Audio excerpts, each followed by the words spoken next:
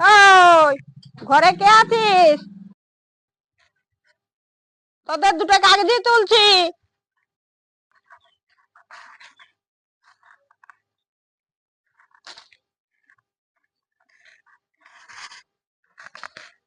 কে কাগজি তুলছে?